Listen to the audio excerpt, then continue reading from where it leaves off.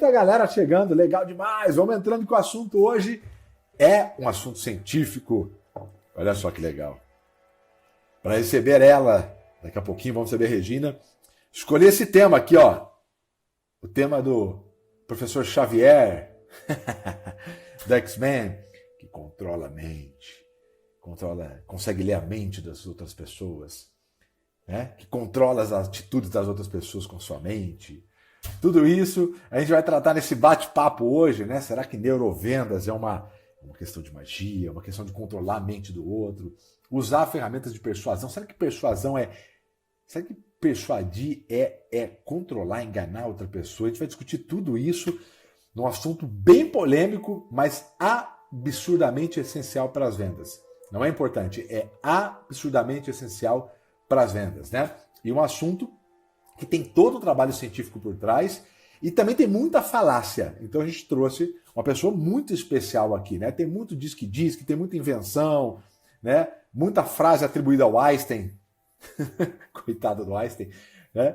E que na verdade não tem comprovação. Vamos ver isso na prática com quem é especialista, estuda e aplica isso no dia a dia para vender mais. Bacana, né? Vou também liberar aqui as perguntas depois, porque é um assunto que gera muita dúvida, então eu vou fazer isso. Gente, vamos chamando a galera aqui, ó.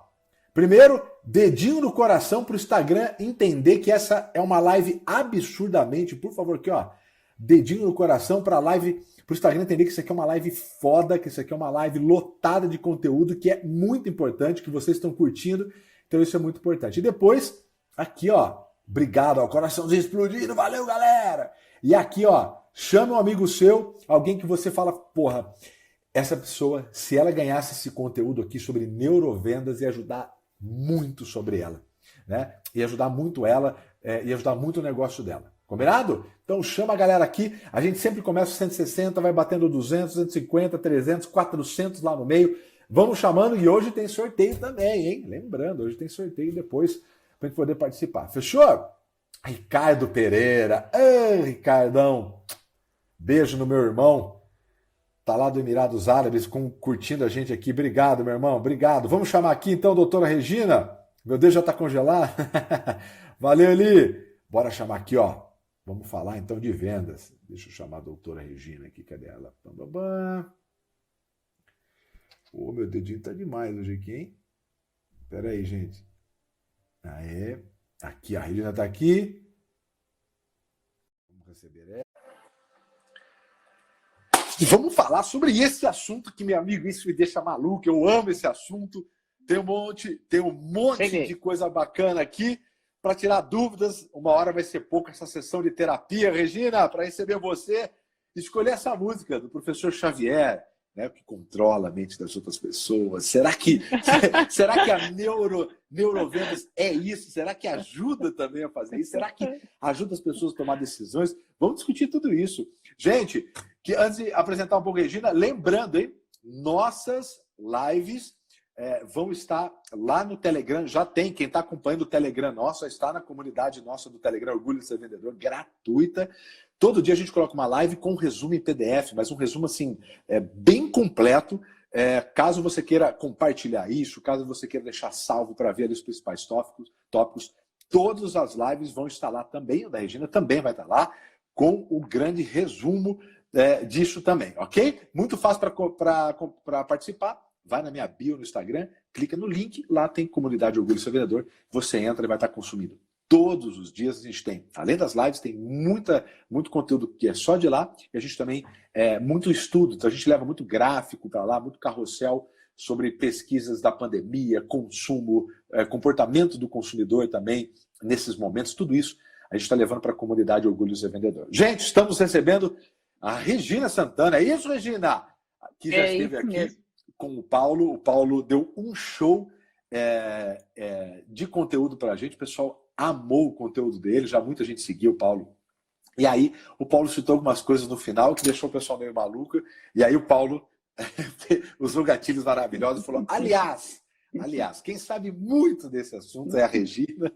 Aí a gente falou: então temos que falar com a Regina, né? Temos que falar com a Regina. Eu ouvi a vossa live e ele falou muita coisa já que já liga à neurovenda, né? Eu ouvi.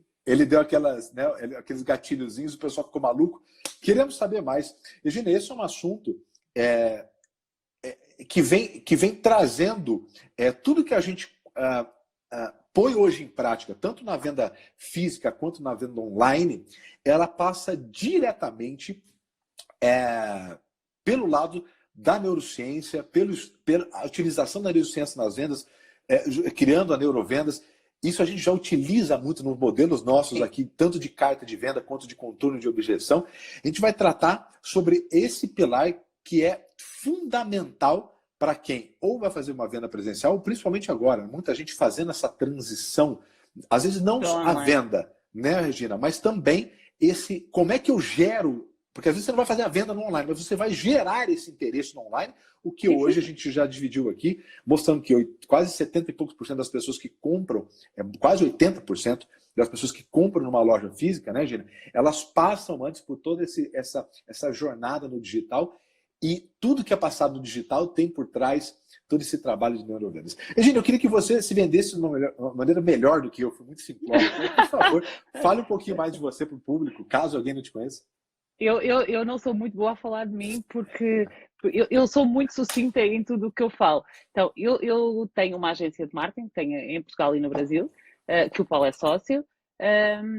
E eu percebi que mais importante que todas as estratégias que eram usadas no marketing convencional, naquilo que nós estávamos acostumados a ver como marketing, e que era muito focado em produto e que vinha dos anos 60, não é? Do Kotler e toda aquela base do marketing, hoje em dia já não fazia tanto sentido assim, porque a informação é tanta, a concorrência é tanta.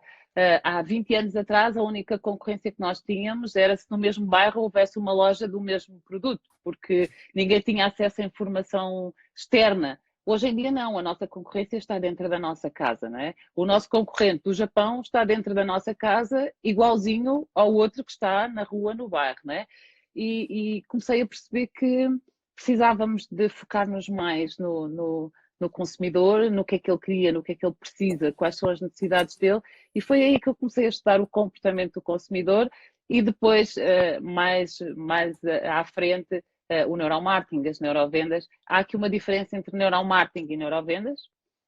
Neuromarketing, que é um nome que já estão mais habituados a ouvir, não é? Que já toda a gente ouviu, é trabalhar uma marca ou um produto para que o público goste daquela marca ou daquele produto, mas nós também sabemos que gostar de uma marca não significa comprar aquela marca, porque nós todos gostamos de imensas marcas que não compramos e às vezes nem sabemos porque é que não compramos. Gostamos do logotipo, gostamos da marca, gostamos da cor, gostamos do produto, mas não compramos. Trabalhar neurovendas é trabalhar mesmo a venda. Porque é que a pessoa compra ou levar a pessoa à compra? Existe uma área, além de todas as que estão no neuromarketing, da neurociência, a antropologia, a psicologia, nas neurovendas nós trabalhamos também com semiótica, que é a construção do significado das coisas, do porquê na comunicação, a comunicação mais assertiva ainda do que basicamente no neuromarketing. Então, eu sou uma apaixonada pelo comportamento das pessoas, aplicada ao marketing, não é? Como é que eu comunico? Porque marketing é comunicação, a venda é uma consequência daquela comunicação. O problema é nós trabalharmos ao contrário, que é eu sou vendedor, eu vendo. Não, eu sou comunicador, a venda é o resultado da minha comunicação. E eu estudo isso o máximo que eu consigo, obviamente, porque é um tema apaixonante. As pessoas, o comportamento humano é lindo, lindo. Porque, Regina, porque na verdade, é interessante, né? Porque parece que demorou tanto tempo para a gente entender que vendas é um relacionamento, e obviamente vem a comunicação entre dois seres humanos. Quer dizer, então, assim, entender de negócios na verdade, muito se apoiou em cima de números, na verdade, entender de gente. Quer dizer, como eles gostam daquilo que a gente vende e como que a gente vende. Porque, e você foi perfeita, né? Uma coisa é você atrair, a outra é fazer uma venda. Quem trabalha com infoproduto sabe muito bem que uma coisa é atrair um lead. Outra coisa é vender. A outra coisa é converter em venda, né? A gente vê claramente, por exemplo, nos números. Quando você vê no e-commerce, né, que a gente tem uma taxa de 1,5% de conversão. Então você imagina, de todo mundo que entra numa plataforma, estamos falando de 1,5. Então, perceba que a atração teve. Agora, a venda é 1,5% daquela quantidade de pessoas que É que foram só até lá. conseguiu a primeira parte da venda, não conseguiu depois as outras. Tem pelo menos 3 partes que têm que ser tidas em consideração da venda. E se você só conseguir a primeira parte, você consegue atrair, consegue mostrar o seu produto e mostrar que é atraente e levar a pessoa a chegar lá, mas depois não consegue tudo o resto para finalizar a venda, não é? Então, E quais são você essas despertou três a elementos? atenção. Você Vamos lá. precisa despertar a atenção, acionar o desejo e justificar a decisão. E é essencialmente nesta que normalmente se falha. A gente consegue atrair a atenção, às vezes até aciona o desejo, mas depois não consegue justificar a decisão. E se a decisão não for justificada, eu não tenho razão para comprar, porque não querendo avançar nos temas, mas as pessoas acham que um gatilho mental leva uma pessoa à compra, e um gatilho mental é uma coisa muito mais complexa do que aquilo que dizem acerca dele, não é? O gatilho mental não é o que dizem de vou dizer que é escasso porque se eu gerar escassez a pessoa vai comprar. Não, isso até pode atrair a atenção, mas depois faltam os outros 2 passos, não é? Então, o gatilho mental não é uma coisa tão básica assim. Então, primeiro gerar atenção, É depois despertar a atenção, acionar o desejo e justificar a justificar a decisão. decisão. Perfeito. Tem que haver uma justificação para eu fazer aquela compra, mesmo que ela seja emocional, não é?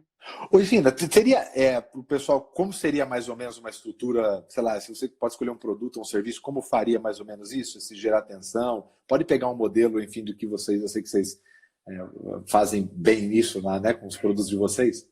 O despertar a atenção, eu acho que já todo mundo aprendeu, não é? É fácil. Você tem que ter uma frase ou uma pergunta. Há uma coisa que gera muita atenção, que são dados estatísticos.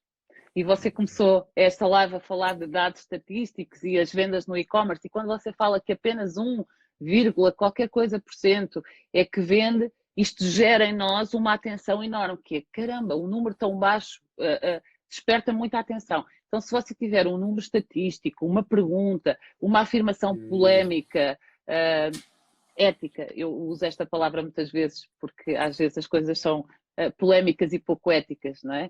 Mas se você conseguir isto, você já consegue. E isto a maior parte das pessoas conseguem fazer com imensa facilidade. É onde eu acho que hoje em dia, principalmente em infoprodutos, trabalham melhor, que é chamar a atenção, não é? Depois, trabalhar o desejo é uma coisa que dá muito mais trabalho, porque acionar um desejo não é só fazer uma pequena descrição das coisas, tem que ter emoções pelo meio, e nós somos pessoas, portanto, nós só vivemos com emoções, não somos robôs, e as pessoas às vezes escrevem para robôs, é um robô escrever para um robô, e então tem que haver emoção aqui e justificar a compra, tem que haver um porquê. Tem que haver mostrar-me porque que, se eu fizer isto, vai ser mais positivo do que se eu não fizer. E aí não basta gerar a tal escassez no início, porque gerar a escassez chama-me a atenção, mas se não houver uma justificação para eu comprar o produto, porque é que eu hei de querer entrar na compra de um produto só porque ele é escasso? Tem que haver uma justificação aqui, além... Eu posso vos dar um exemplo, que um gatilho mental, como chamam, que realmente a palavra gatilho mental vale o que vale, porque não é uma palavra, e o gatilho mental é visto hoje em dia como se fosse uma palavra. A gente usa uma palavra e já despertou o clique. E um gatilho mental, ou uma tomada de ação, é feita em 3 fases. E ela começa pelo instinto, aprendizagem, memória e racionalidade. E se eu não conseguir ativar estas 3 coisas, ou 4, em simultâneo, na minha comunicação, o gatilho mental não vai funcionar. Não é porque é escasso, não é porque a pessoa tem medo, não é por isso que ela vai comprar.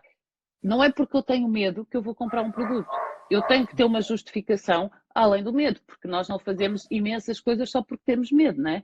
Ou às vezes temos medo e fazemos na mesma. Portanto, eu posso ter medo de perder e continuar a não comprar, porque não tenho uma justificação racional para a compra. Então, o gatilho mental é como se fosse uma coisa instintiva, mas na realidade ela está ligada ao nosso racional. E então nós temos que ter a parte do instinto com a nossa aprendizagem, a nossa memória, e aí é muito pessoal de cada um de nós, e a nossa racionalidade. Tem que haver uma ligação entre todos. Então, quando nós fazemos isto, do chamar a atenção, ativar o desejo e levar à decisão, justificar a decisão, temos que estar a utilizar todas estes pontos. Não é apenas dizer, você vai ter a 10 anos de azar. Esse é o último, né? Só tem isso. Exatamente. Porque assim, você tocou no assunto legal, que é um dos assuntos que eu queria aqui, porque no meio de vendas, bom, eu falo que no Brasil, acho que no mundo isso, né? Todo mundo tem um pouquinho de vendedor, ou pelo menos a pessoa se acha, e um pouquinho de técnico de futebol. Então, no Brasil, todo mundo é técnico de futebol, todo mundo sabe quais melhores táticas, né? E de venda também. Mas, na verdade, quando você vai, né, estruturar e começar a entender, estudar, você vê que tem todo ali, assim como, né, é um processo científico a venda, né? Então tem todo um por trás. E uma das coisas que as pessoas falam muito é sobre a questão do medo. Tanto que existem, né, técnicas bem antigas, né, daquilo lá, isso aqui é o último, vai subir o preço amanhã, tá? E isso, obviamente, é um dos gatilhos em vários casos, quando você... Para chamar a atenção. Exatamente. Exatamente, você tem que justificar. Exatamente. É isso que é a pergunta que eu ia fazer. As pessoas, elas, de alguma maneira, elas compram mais pelo medo do que pelo prazer? Sim. Tudo, não é tudo, mas nós fazemos muito mais pelo medo do que pelo prazer. O medo ativa muito mais em nós, ou seja, o medo tem uma força muito maior em nós do que o prazer. Quase tudo o que nós fazemos na vida é por medo de alguma coisa e não para atingir o prazer de alguma coisa, não é? A dor da perda é infinitamente maior ao prazer do ganho, não é? Eu prefiro não perder 10 reais do que ganhar 10 reais, não é? Porque eles já são meus. A dor de perder é muito maior do que o prazer de ganhar. E então fazemos muito mais coisas pelo medo do que pelo prazer. Mas nós temos que ter as duas muito bem presentes, porque normalmente se eu tiver medo de alguma coisa, eu também vou atingir prazer adquirindo alguma coisa para colmatar aquele medo. E as duas têm que estar muito bem ligadas. Mas sim, nós fazemos muito mais coisas pelo medo do que pelo prazer. Por isso é que há muita gente a vender coisas que não servem para absolutamente nada só porque tocam tanto nos medos das pessoas, não é? E nós temos alguns medos que são muito mais importantes do que simplesmente ter medo de perder um produto que é escasso, ou que já só acaba só mais uma unidade, ou só temos mais 2 horas. Nós temos medos muito mais importantes que esses, que é os nossos medos emocionais.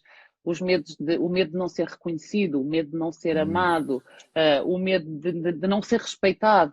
Esse medo é muito superior ao medo de não comprar um produto ou de ficar sem um produto.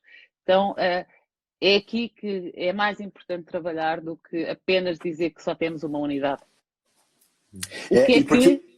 Qual é a emoção da pessoa que está por trás? Qual é o medo emocional que vai fazer com que ela compre aquele produto? Porque sempre eu fiz umas formações na área, não igual você, né?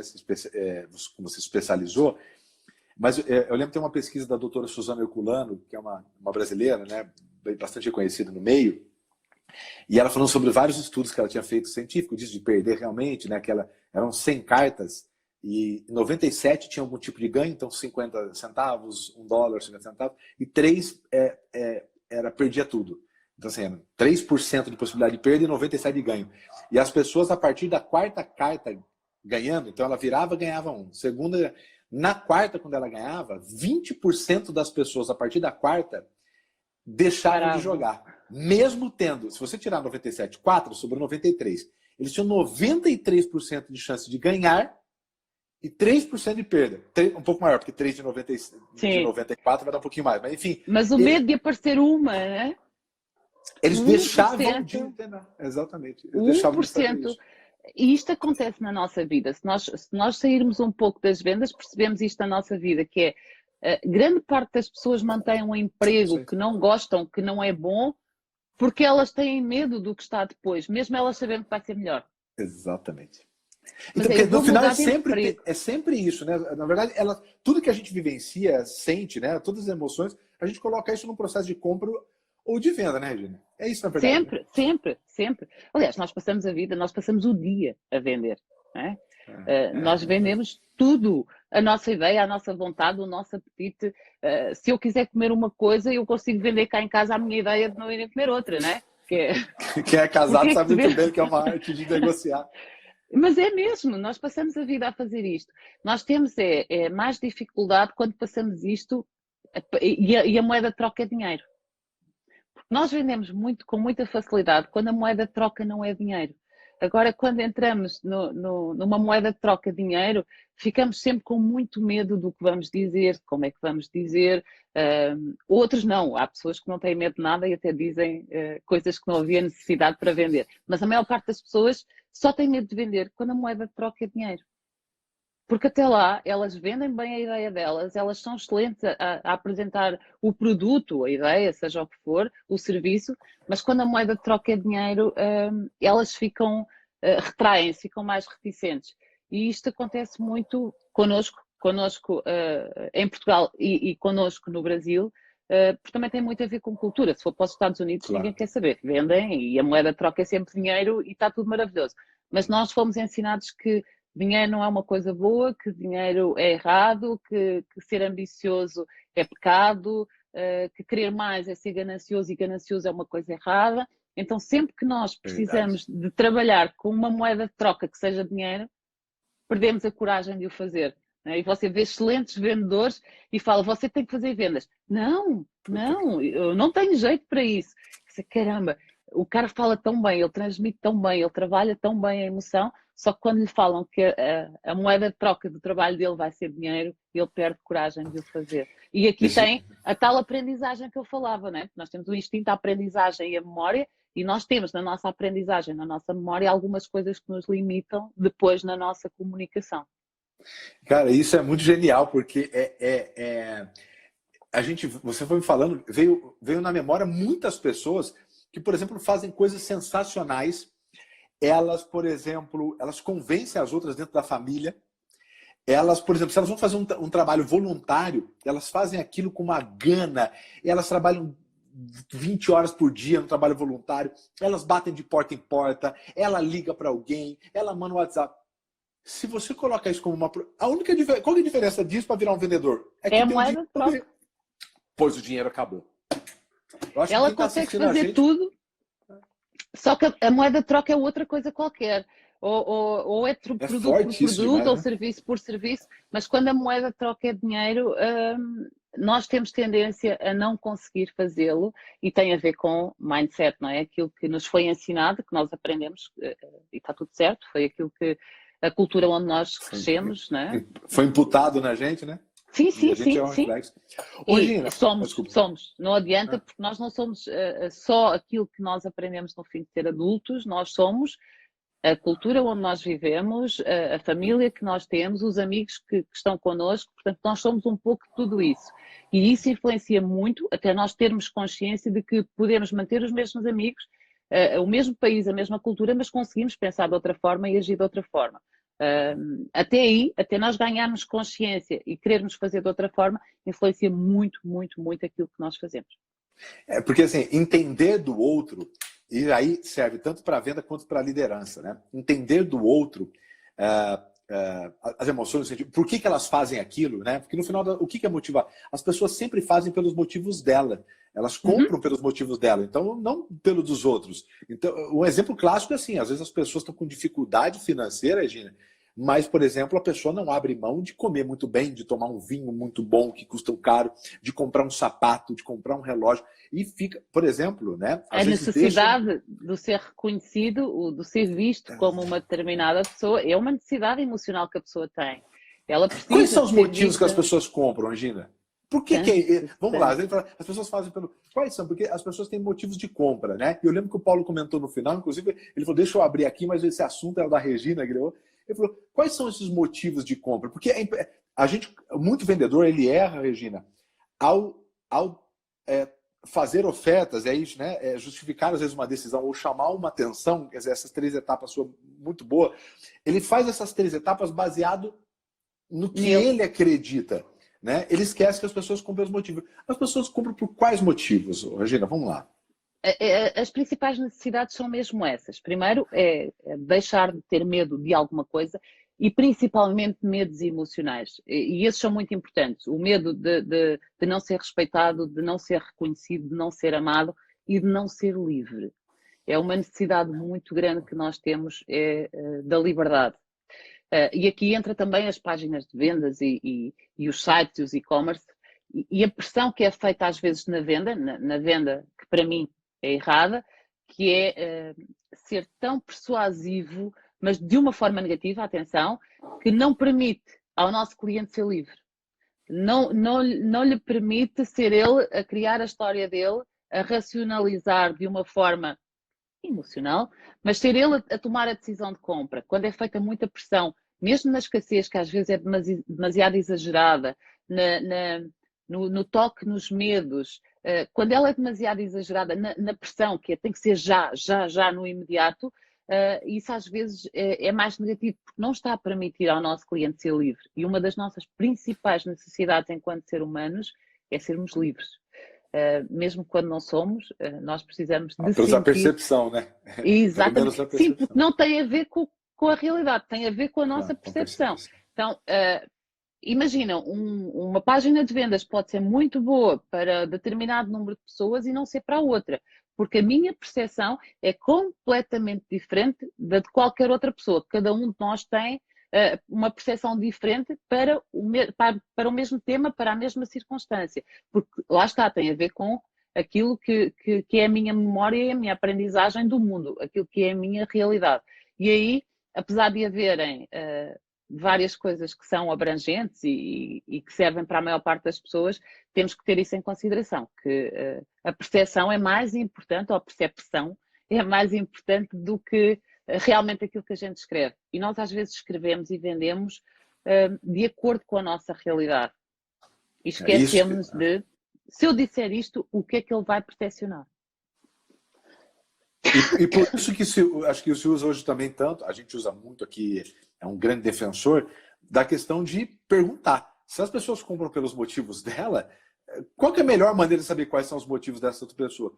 Perguntando, né? Porque inclusive, esse é um deles, já é antigo, mas esse aqui é a doutora Suzana Herculano, né? Eu falei, esse é um dos livros bem bacana, Pílulas de Neurociência.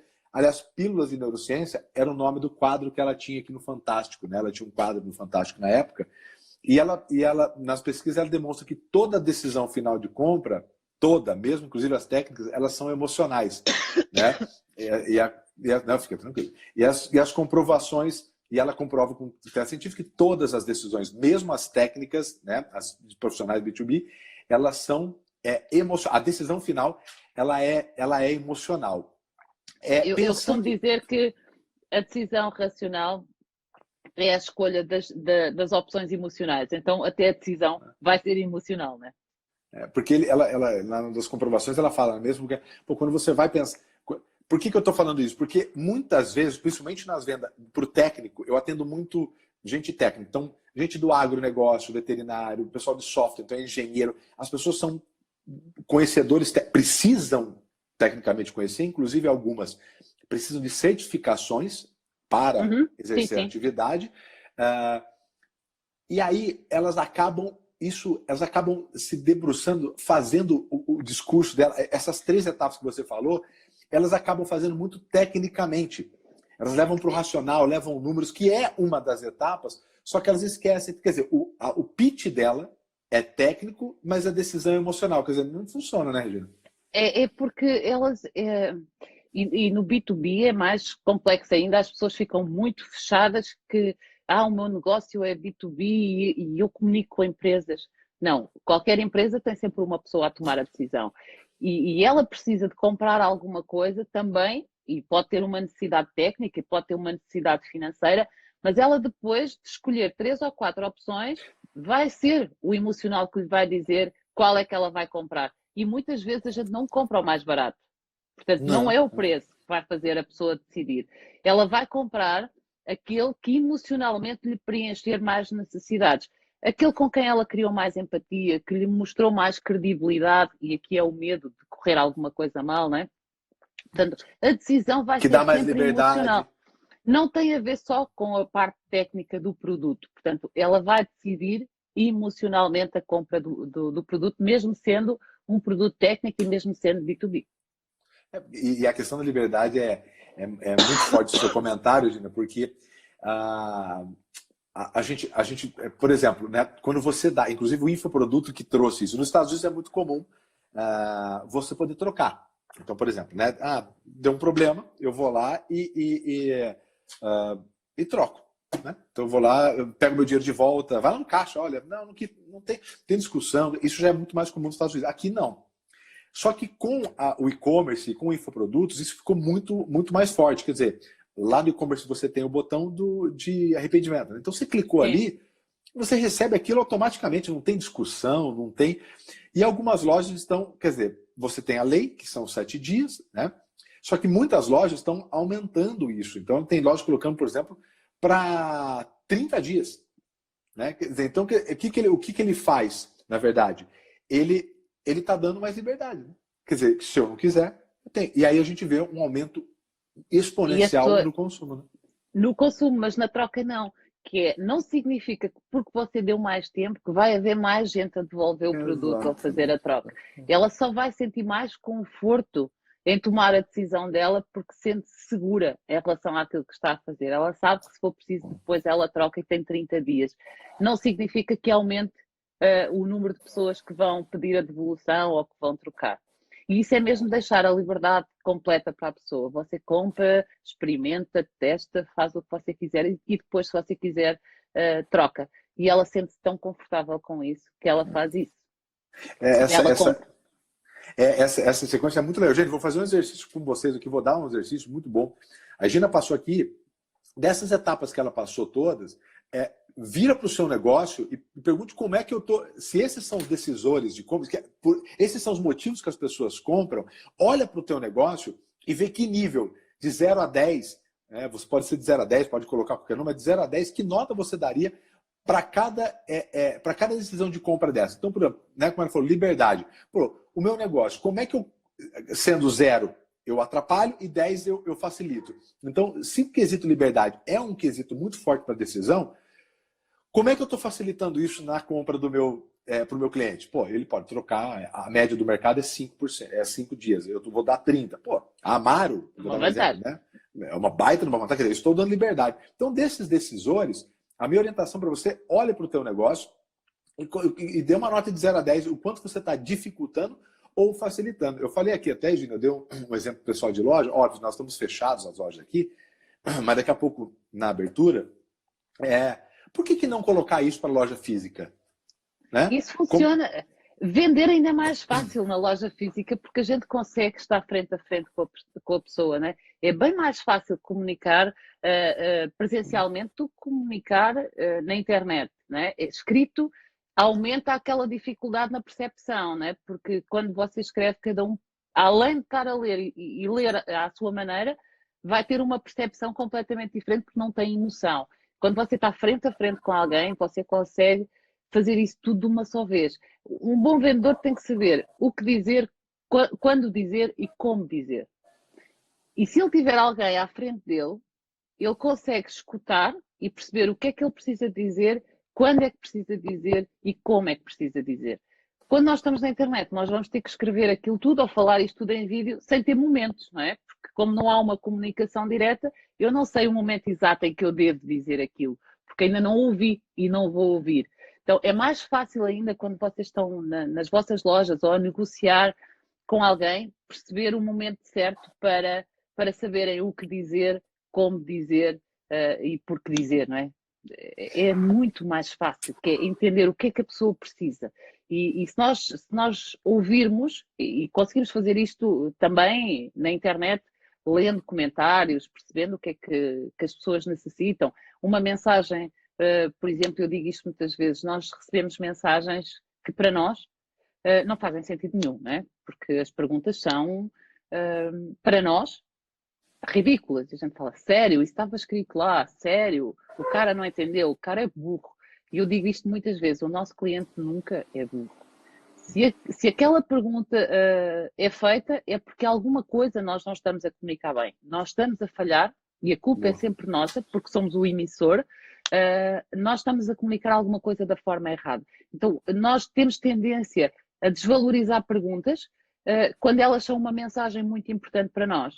Se nós estivéssemos frente a frente, nós íamos ouvir. Como é uma mensagem, nós desvalorizamos. E se ela for interpretada, nós vamos perceber onde é que nós estamos a falhar na nossa comunicação e qual é a necessidade que está do outro lado que nós não estamos a saber ver. Então, ler mensagens, não é ler, é interpretar a mensagem, perceber o que é que aquilo nos quer dizer, ver o que é que as pessoas escrevem nas redes sociais. Isso vai nos ajudar a perceber o quê e quando nós temos que dizer. Agora, frente a frente, caramba, é muito, muito, muito mais fácil. Não é? Facilita. E daqui a pouco nós vamos estar voltando a fazer isso em breve. E depois há só um pormenor, deixa-me acrescentar aqui, que nós temos que ter em consideração, que é se o nosso público é homem ou mulher. Porque faz toda a diferença na comunicação. Nós agora, eles interpretam de formas diferentes. Sim. Nós somos agora todos iguais, não é? Afinal, somos todos iguais. Não somos, nunca vamos ser. Fisicamente, emocionalmente, mentalmente, vamos ser, felizmente, sempre todos diferentes. Apesar de, sim, todos temos que ter os mesmos direitos, temos que ter direito e acesso às mesmas coisas, com as mesmas condições, mas o nosso físico é diferente e o nosso cérebro é diferente. E isso faz com que nós interpretemos, tenhamos necessidades básicas completamente diferentes e interpretemos as mensagens de forma diferente, porque nós vamos interpretar de acordo com as nossas necessidades, não é? E há imensas coisas, incluindo as alterações hormonais na mulher, que fazem muita diferença na forma como ela interpreta as mensagens, que o homem não passa. Portanto, quais são essas principais diferenças, Regina, entre o homem e a mulher? Aí, né? A principal mesmo é as hormonas, não é? Porque afetam a mulher de uma forma que faz com que ela tenha necessidades diferentes e se comporte de forma diferente. E depois temos as nossas mais instintivas, não é? Desde a pré-história, que a necessidade da mulher é, e a do homem também, é preservar a espécie, mas a da mulher é o do colher, da atenção, do carinho, do alimentar. A do homem é de preservar a espécie, conseguindo fecundar o maior número de fêmeas possíveis, não é?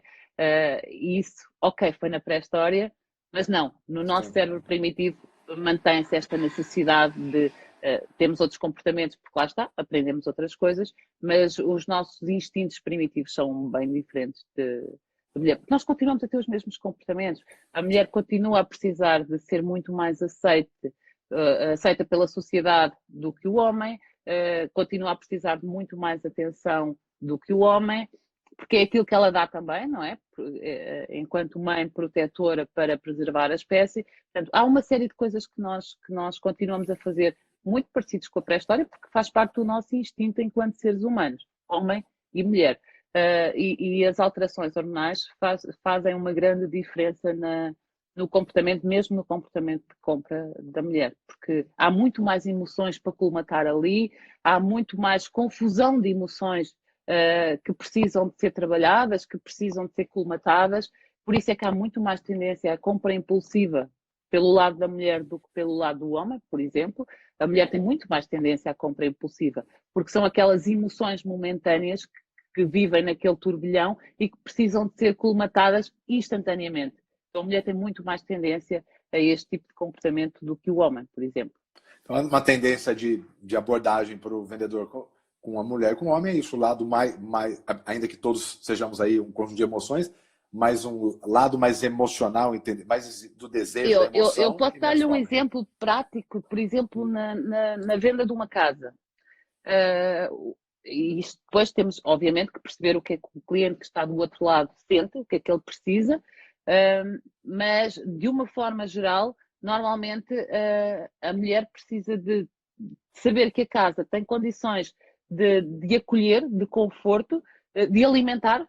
Por isso é que a cozinha normalmente é muito importante para a mulher e é instintivo. Não é aquela coisa do machista, porque a mulher é que faz a comida, não tem nada a ver. Tem muito a ver com a necessidade que ela tem para a preservação da espécie. Portanto, a cozinha é importante para a mulher porque ela precisa de saber que consegue alimentar bem as crias para que elas sintam conforto. O homem tem muito mais a necessidade da segurança, do espaço seguro, do espaço lúdico da casa, por exemplo. Então, não é a 100%, atenção, há sempre exceções, temos que perceber quem é que está do outro lado, mas maioritariamente dá para entender o que é que a pessoa que está do outro lado. Então, se for uma mulher que tenha filhos, vai muito mais ainda à procura da felicidade, do conforto da família, do que propriamente de uma sala gigante como Ou de o uma homem vai. segurança em geral. Isso Exatamente. faz todo sentido. Gina, a gente tem uma das principais ferramentas, os assuntos que mais chamam a atenção, é com relação à persuasão. A gente percebe isso nos vídeos. Os vídeos, quando a gente posta um vídeo relacionado à persuasão, bombam todos, né? Então, 5 técnicas, as pessoas gostam muito disso, principalmente ligado à persuasão. O que é a persuasão? Persuasão é orientar a pessoa, ela se confunde com enganar, quer dizer, ela é a pessoa fazer algo que eu quero. E quais seriam umas técnicas bem bacanas em relação à persuasão, gatilhos que você acredita que o pessoal poderia utilizar nas vendas? Eu não acho. Há pessoas que acham que neurovendas ou neuromarketing, alguém que estuda alguma coisa que tenha a ver com o cérebro, está a influenciar ou a persuadir. Nós podemos fazê-lo, obviamente, de uma forma positiva, mas nós só estamos a ir de encontro ou ao encontro daquilo que a pessoa precisa. E aprendemos a fazê-lo de uma forma assertiva. Portanto, o objetivo de nós trabalharmos com neurovendas não é o de influenciar a pessoa, é de dar-lhe aquilo, porque eu posso lhe vender o mesmo produto. E eu digo isto neste sentido, que é, eu posso vender o mesmo produto, só que eu posso saber comunicá-lo ou não saber comunicá-lo. Portanto, eu não vou influenciar o cérebro e o comportamento da pessoa. Eu vou fazer uma venda, de qualquer maneira, né? Mas eu só lhe vou mostrar o meu produto da forma que ela o vai compreender. Então, a primeira coisa que nós temos que fazer quando nós queremos vender é contextualizar. A gente nunca vai conseguir vender uma coisa, a menos que usemos persuasão pouco ética, obviamente, nós não vamos conseguir vender se não contextualizarmos. O primeiro ponto é contextualizar. O meu produto tem que fazer sentido para aquela pessoa na realidade dela, não na minha. Portanto, é entender qual é a realidade do outro e contextualizar o meu produto com a realidade dessa pessoa. E isso para mim não é persuasão. Isso para mim é comunicação assertiva, não é? Que é, eu já sei o que é que a pessoa precisa e eu vou dizer-lhe as coisas que ela precisa ouvir e é o mesmo produto. Portanto, não lhe vou falar à minha maneira, vou-lhe falar à maneira dela, mas não vou obrigá-la. Há imensas pessoas que usam a escassez, o medo, as necessidades básicas, por exemplo, para venderem. A reciprocidade, né? A reciprocidade nós sentimos com naturalidade. Se ela for bem trabalhada, é fácil as pessoas ficarem com sentimento de dívida para connosco se nós trabalharmos de forma assertiva. Isso é muito forte, né? A lei da reciprocidade é muito forte, né? Para quem não conhece aí, se quiser até fazer uma introdução e dar alguns exemplos, né? Que aí do dia a dia. Mas ela tem uma linha tênue entre lei da reciprocidade e interesse e só interesse, né? Assim. Quando é básico e nós fazemos isto no dia a dia, mas nunca pensamos. Se você pensar que quando alguém lhe oferece um presente, você fica com um sentimento de dívida, não é? A necessidade, como é que eu vou recompensar? O que é que eu vou oferecer em troca, não é? Alguém nos surpreende e nos oferece alguma coisa, nós ficamos, uau, vou ter que comprar alguma coisa, vou ter que dar alguma coisa de volta, vou querer surpreender a outra pessoa. Nós já fazemos isto no nosso dia a dia. E nas vendas acontece exatamente a mesma coisa. Nas marcas, aquilo que você está fazendo lives para agregar valor ao seu público, é exatamente a mesma coisa. Nós fazemos a mesma coisa, que é, nós damos e quando a pessoa quiser comprar, ela vai se lembrar de nós para nos retribuir. Portanto, isto é tão fácil fazer, nós fazemos isto no nosso dia-a-dia, na nossa vida cotidiana, só que depois nunca aplicamos as coisas boas porque não as ligamos às outras, não é? Mas sempre que nós damos, o que nós fazemos do outro lado é gerar um sentimento de dívida. E assim que a pessoa puder, ela vai querer saldar essa dívida e a forma que ela vai ter de o fazer, no caso destes, por exemplo, é comprar alguma coisa de volta. Portanto, isso é muito forte no produto, né? Dar muito, né? As pessoas falam, para tirar valor, antes você tem que dar valor, né? Por isso que a gente quem é da área de produto, enfim, trabalha, e aí uma das coisas que eu estou orientando muitas pessoas, Regina, ver se faz sentido e se você pode complementar, é que nesse momento, por exemplo, muitas pessoas não estão tendo a oportunidade de fazer venda, porque tem alguns segmentos específicos, né? Por exemplo. Não dá. Então, o que eu estou orientando é que nessa abordagem é o momento justamente agora de se você ou se você quiser fazer uma abordagem para venda também é a mesma coisa. Então, como é que eu faço uma abordagem? É muito mais fácil alguém se abrir ou responder ou ler aquilo que eu vou mandar ou me atender quando eu faço uma primeira abordagem dando algo, né? Sim, sim. A chamada já é positiva. Há muita persuasão na negativa que você vai perder, você vai... E a chamada na positiva tem um efeito muito melhor, que é, você pode conseguir vender quando você usa persuasão na negativa. Que a pessoa vai perder, que vai correr mal, que... Só que se ela não gostar daquilo que ela comprou, ela vai lembrar sempre de você como o cara que a obrigou a comprar, que a influenciou a comprar. E quando você faz a persuasão na positiva, né, você já está a dar, ou já vai mostrar que dá, ou que vai dar, que ela vai ganhar alguma coisa, ela sente que foi ela que quis aquilo e não tem o peso negativo na emoção que a pessoa vai sentir depois. E isso é extremamente importante, que é, começa por dar e depois então pede alguma coisa em troca e nunca o contrário, né? Este momento e o momento que estamos a viver de quarentena é um momento de dar, porque nós dando ganhamos e ganhamos imenso, nós ganhamos mesmo reconhecimento e isto faz com que quando nós quisermos vender ou pudermos vender, as pessoas vão ter-nos na memória delas, portanto vamos ser nós que elas vão lembrar quando for para comprar. E há muita gente que bloqueou, não é? Pelo instinto primitivo que também estão a viver, do medo, não é? O mundo parou, o meu negócio parou e eu não sei o que é que eu faço. E nós temos duas opções quando isto acontece, não é? Que é ou lutamos ou fugimos. E muitas das pessoas fugiram no sentido de que bloquearam, pararam, não fizeram absolutamente mais nada. Elas congelaram e ficaram lá congeladas, ou fugiram e esconderam-se em casa e não falam com ninguém.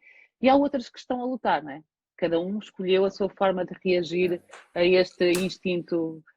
E há muitas que estão a lutar e a trabalhar muito mais agora do que trabalhavam antes, para depois colher os frutos quando esta quarentena terminar e todos pudermos viver as nossas vidas dentro daquilo que será a normalidade. Né? Gina, porque assim, seja o que for. O que for considerado normal. Gina, você está falando isso porque, inclusive, essa é uma linha de raciocínio excepcional, inclusive para abordagens. Porque tem empresas que estão em condições, elas têm caixa, ou elas estão girando e vão ver claramente, existem alguns segmentos que vão se beneficiar muito.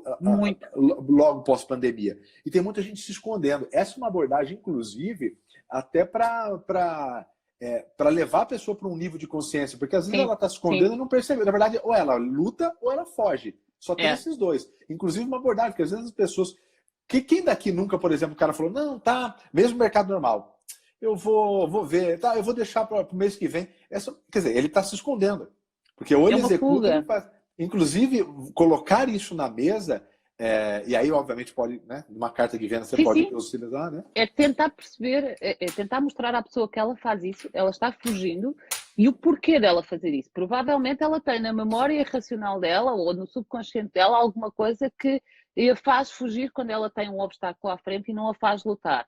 Então, é ela ver que isso está a acontecer, porque muita gente ainda não percebeu o que é isso que está a acontecer. Ficaram em casa, falam, não tenho nada para fazer, o meu negócio não dá para vender agora. E eu falo, caramba, há tanto para fazer, para vender depois. Só que ela bloqueou naquele estado, não é? Naquela fuga da realidade. E não sai daquilo. E não consegue sair dali. Portanto, isto dá para trabalhar e tirando as pessoas daí, elas veem que têm tanto trabalho. E abordar o cliente, né, Gina? Falando para ela, olha, isso é muito comum, né? Aí tem todo ali um passo a passo, né? Mas tem todo ali um trabalho, né, de desenho de storytelling, mas falar, olha, isso é muito comum, né? Hoje eu tenho vários clientes, porque, inclusive, nós aprendemos, eu sempre uso, né? Terceirizo uma mensagem que eu quero passar para o cliente, eu terceirizo na boca de uma outra pessoa. Então, inclusive, nós fomos estudar e vimos realmente que, nesse momento, existem dois perfis de empresas. As que estão se escondendo e as que estão trabalhando porque vão aproveitar o momento. Eu acredito que o senhor esteja na segunda etapa, que são os que estão trabalhando. Então, nesse momento, estou fazendo justamente esse primeiro contato, que é para a gente já preparar para o futuro. Então, quer dizer, olha só a abordagem que você tem para Você já está utilizar. fazendo uma carta de vendas aí, né? Exatamente. E é uma abordagem simples e verdadeira, né, Gina? Como você falou, tem que ter ética, tem que estar dentro da ética. Sim, mas é perfeitamente. As pessoas ainda não entenderam que estão nesse estágio. E é isso que é preciso fazer agora. Não é obrigar a pessoa a trabalhar antes dela perceber em que estágio é que ela está. É difícil você querer que alguém seja criativo e que alguém esteja a lutar pelo negócio quando ele ainda não percebeu que está em fuga. Exatamente.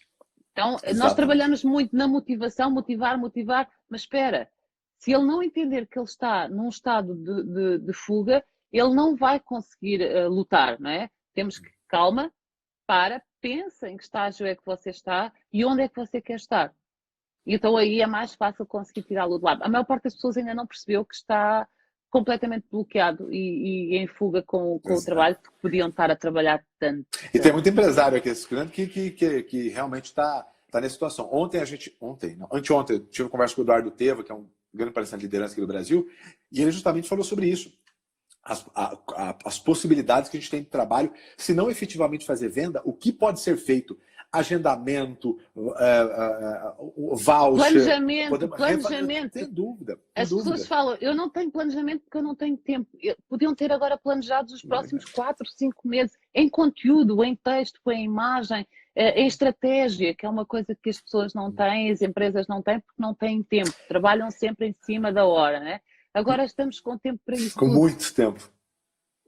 Com muito tempo agora. E a pergunta então, é, se não for feito agora, Regina, a pergunta é quando? Não vai. Se nesse momento, com todo o tempo do mundo, de novo, o que você não fez, que se você tivesse feito, né, estaria hoje a sua vida um pouco melhor. É exatamente essa resposta, a sua resposta, que ela tem que ser executada para o dia de hoje e sem dúvida nenhuma. Inclusive, pensar dessa maneira, ela traz um monte de benefício, inclusive, Regina, o fato de conseguir enxergar. Vou dar um exemplo. Eu recebi ontem uma mensagem de uma moça que menos de 30% das vendas eram feitas no cartão. Era só venda presencial, cheque. E por quê? Porque era assim que era uma convenção que foi criada dentro da empresa. Como hoje não tem opção, olha que interessante. Olha como mudar o foco. Agora teve que aceitar cartão. Eles estão num dos melhores meses de venda da história. Eu tenho uma cliente que vendeu esse mês em casa. Ela tem uma loja de roupa, está em casa, e ela já vendeu 70% do que tinha vendido o ano passado com loja aberta na rua, em casa. Ela nem e-commerce ela tem, ela só está vendendo nas redes sociais, porque ela não tem outra forma de vender. Já vendeu 70%. E você acha que ela não deveria ter começado antes, né, Regina? Só para mostrar aqui como... Não, ela agora só pensa porque eu não tenho um site ainda, né? Ela estava vendendo mais de 100% se ela tem um e-commerce agora, né? E este é o momento de aproveitar. Isto é uma oportunidade. Sem dúvida. E criar um outro canal, né, Regina? Vamos ver isto do lado positivo, que é, ok, a situação é má, muita gente fica sem emprego, muita coisa vai correr mal, mas isto também é uma oportunidade que nós temos agora para refletir o que é que nós queremos fazer, o que é que nós queremos do nosso negócio quando nós pudermos abrir a porta e trabalhar lá fora. Muitos deles, se calhar, nem precisam de voltar a abrir a porta, nem pagar para ter uma porta aberta, porque eles vão conseguir vender muito mais online do que vendiam no bairro, porque sem é dúvida. muito mais limitado. E é um outro canal, não precisa necessariamente como se nada mais estivesse funcionando. Vou dar um exemplo. Não. E olha como é muito fácil hoje. Primeiro que você tem plataformas, inclusive, primeiros 2, 3 meses gratuito, depois você paga R$100, alguma coisa assim. Por exemplo, a loja integrada, que é muito famosa no Brasil. Né? Você tem, por exemplo, a Tiny. A Tiny, o que é a Tiny? A Tiny é um RP que ela controla todos os seus canais. Então, se você quiser colocar para vender todos os marketplaces, quiser Mercado Livre, B2W, se você quiser ter 6, 7, 8 canais, você gerencia tudo através da Tiny. Ele fala margem, então qual canal está te dando mais margem, o que está acabando em cada canal, quanto tempo você precisa ter então entre o pedido e ver todas essas informações. E assim, sei lá, acho que é R$69 por mês, sabe assim, não é dinheiro. Não muito mais parar. Não, porque vai ganhar muito mais. O problema é que as pessoas não faziam isso porque não tinham tempo para aprender a usar a plataforma, porque elas viviam no ritmo e agora não estão fazendo porque bloquearam.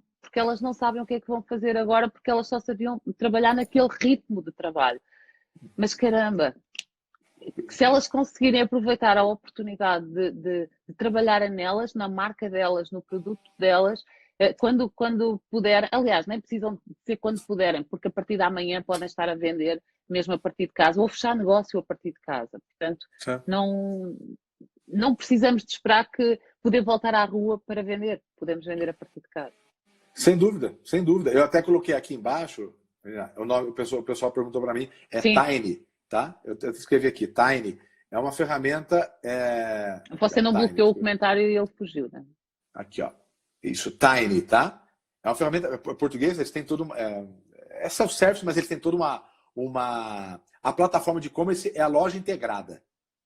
Tá? Loja integrada, a plataforma e o CRM, o RP para gerenciar, inclusive com o CRM, gerenciar os clientes, ele gerencia tudo por lá. Você troca a promoção, todas as informações que você precisa saber, o que está dando lucro, o que não está, porque às vezes você pode fazer um jogo, isso é muito comum no e-commerce, um pagar o outro. Então no e-commerce que te dá visibilidade, né, você pode às vezes inclusive perder. Na verdade não é perder, né? É como se fosse uma geração de lead, né? Você está ganhando ali gôndola e pagando por isso e um outro produto. Então, mas como? Como você sabe? Tudo através de lá. Você tem ali também a questão de rastreabilidade. Enfim, é sensacional essa ferramenta. Tem as informações todas. De Bento Gonçalves, exatamente. O Ismael quase sempre está acompanhando para a gente aqui, que é um dos fundadores. Não sei se ele está hoje aqui, mas a Tiny é uma excepcional ferramenta. Regina, estamos chegando no final. Olha o Paulo aí, ó. Paulo participou aqui no final. Eu falo que a live é muito legal porque ela é uma sessão de terapia mesmo, né? O tempo certinho para provocar, né? Mas para trazer algumas ferramentas. Eu queria agradecer demais você, Regina, pelo seu tempo aqui. Eu é que agradeço o convite. Muito esclarecedor aqui. E lembra, tem muita gente já perguntando, vai ficar disponível a live para assistir de novo? Vai ficar lá na nossa comunidade Orgulho de Ser Vendedor no Telegram, tá bom? Tchau, como é que eu participo? Comunidade Orgulho de Ser Vendedor ou vai lá na minha bio. Pode falar. Vou dar só mais uma dica, porque nós temos tendência a fazer tudo o que os outros fazem, não é? Vemos alguém fazer, fazemos. Aquilo que não pode ser diferenciado perde valor para o cérebro. Então sejam únicos.